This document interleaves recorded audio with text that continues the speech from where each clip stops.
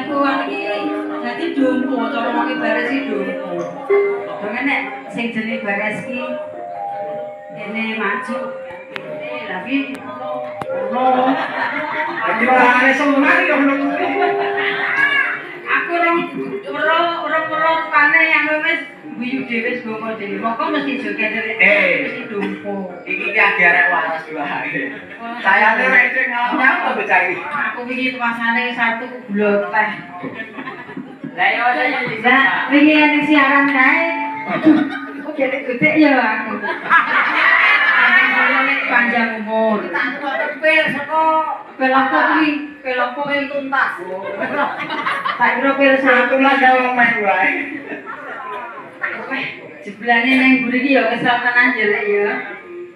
Gaweane wong wedok iki ora ono lerene jeblane. Keseli ngopo? Aduh, lah aku iki saking sayae awan bengi ora turu to. Lah nek ceritane iki aku kan jadah. Ya wis ke, tak cerita tak pinggir. Jadah.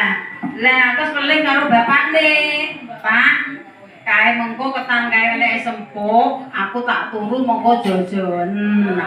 Apa iki sing nganggo jojo? Lah, aku gandeng yo wis sayang terus aku turu mapan turu.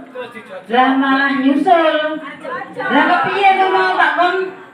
Lah malah ngopo kok malah nyusul dene? Lah lek kok jojo. Sing dijojo kuwi ketane yo, Pak. Lah kok iki ora ado. Wong ya kaya ngono kok gawe kon jojo iki arek nyampe iki gak sekolah.